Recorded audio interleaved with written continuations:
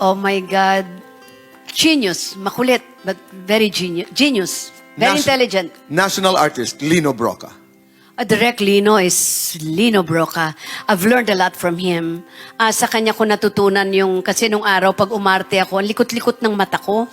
Yung ang daming, pag nagda-dialogue, ang daming reaksyon ng mata. Kay Lino Broca ko natutunan yung isang scene na pinagawa niya sa akin na sinabi niya, V, pag dineliver mo tong linyang ito, andito siya sa likod ng camera, andito siya.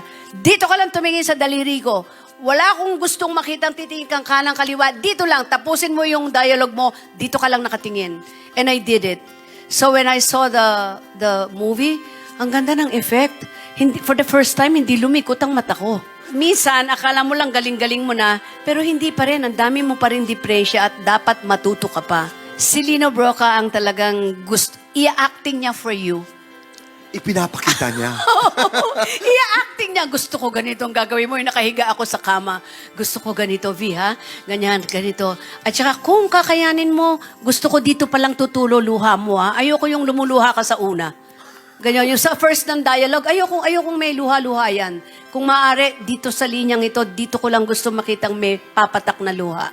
Natutunan ko yung kay Lino Broca. Ishma is different. Shisma. Oh, Ishma. Ishma is the director na gusto pinaka-casual. Ang gusto niya, lahat ng linya mo, sasabihin mo, pero umiikot ka sa iba-iba. Sa kitchen, sa sala, in one take. At gusto niya, pag dineliver mo yung linya mo, ayaw niya yung dire-diretso. Gusto niya in between, like, for example, bakit nangihingi na naman ito ng pambayad ng pampintura yung eskwelahan na yan? Na wala, hoy, tigilan mo yung ginagawa mo, ha? Oy, tas tuloy ka na naman. Ganon, may mga in between. Ayaw niya, yung masyado kang may kama, may period, ayaw niya. Parang gusto niya pag dineliver mo yung line niya, may puputol doon na, alam mo, ganun, ayusin mo muna yung ganito. O tapos, ganun. Ayaw niya yung mga direktang eksena. And I've learned that naman kay to be casual. The more casual, the better. Parang mas hindi ka umaarte. It's so natural. Kung saan mo feel na magsalita, mainis ka doon, you can do it. Yung ganun ba? Yan si Ishmael Bernal. Another national artist yan. Yes. Diba? Karangalan ko talaga lahat yun. Para maging total package ng isang artista, hindi pwedeng basta ka marunong sumayaw, kumanta, magpa-cute. Ang pinaka-importante sa lahat, dapat marunong kang umarte. Kala niyo ba madali lang yan? No way. Kailangan ng emosyon. Kailangan ng vocal projection. Kailangan magaling ka mag-deliver ng mga linya. Physical na pag-arte, kailangan mahusay rin. And of course, dapat marunong ka mag-interpret ng mga eksena. Basics pa lang yan, ha? At lahat yan ituturo natin sa ating mga proteges. Lights, camera, action! Yung umpisa mo, Ro, lalim ang iniisip mo. Galit sa mga loob yan mo dyan. Pagkuha sa yung gano'n, akin na yun, ano ba? Atin kita, Ro. Okay, huwag mo masyadong, mamalasakit lang ako sa'yo. Bilang mo. Ikaw na lang palaging magaling. Ikaw na lang palaging tama. At ako? Ako na lang palaging mali? Ako na lang palaging may kasalanan? Oh, isang tono mo eh.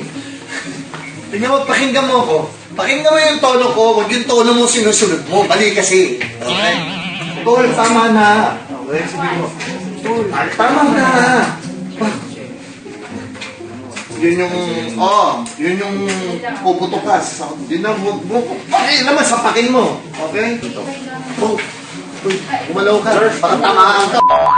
Bumagsak. Tagbagsak. Ano ginawa mo, Lulu? Pa! Ganun. Pa!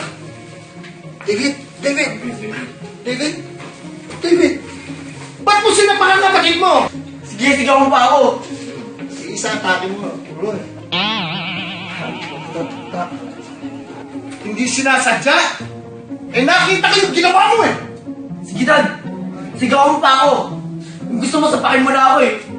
Ganyan naman lagi eh! Mas kinakapayan mo palagi si Kuya kaysa akin! Siyempre, ako din ang may kasalanan, di ba? Magsama kayong dalawa! Magino naman ng isang tono mo, anak. Pakinggan mo sa sarili mo. Okay? You will have an acting piece also.